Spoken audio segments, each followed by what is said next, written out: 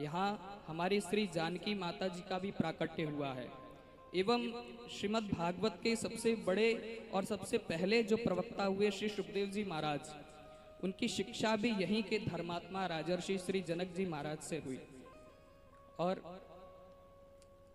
हम सब श्रवण कर रहे हैं श्रीमद् भागवत ज्ञान यज्ञ, जो कि हमारे जीवन के अंधकार को मिटाने वाली है। हमारे जीवन में संसार रूपी, यह भवसागर रूपी इस सागर में हम लोग फंस चुके हैं। और ये भागवत क्या है कि महाराज भागवत हमें इस सागर रूपी से निकालने के लिए एक नौका है। भागवत हम लोग श्रवण कर रहे हैं। भागवत है क्या? तो कहा कि श्रीमद् भागवताख्योयम प्रत्यक्षः कृष्ण एव ही। यह प्रत्यक्ष रूप से भगवान श्री कृष्ण का ही स्वरूप है। भगवान श्री कृष्ण के दो स्वरूप हैं, एक परब्रह्म, एक शब्द ब्रह्म। तो यह भगवान का शब्द ब्रह्म स्वरूप है। एवं भागवत सुनने से लाभ क्या है?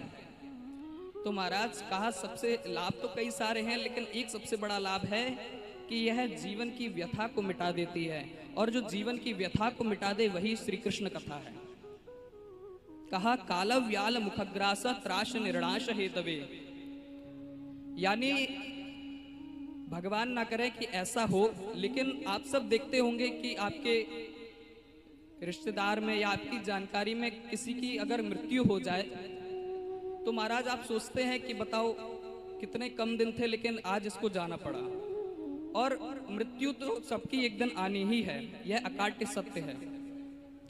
मृत्यु को टाला नहीं जा सकता, मृत्यु को टाला नहीं जा सकता, लेकिन मृत्यु के भय को मिटाया जा सकता है।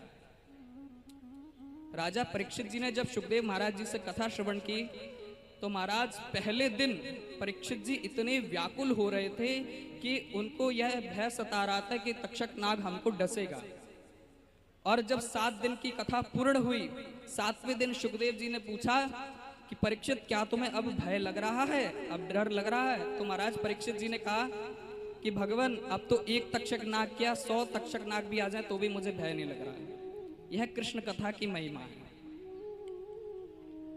यानी काल रूपी सर्प हमको डसने के लिए बैठा है और हमें यह नहीं पता कि हम कब उसके ग्रास बन जाएंगे। इसलिए यह मृत्यु के भय को मिटाने वाली है।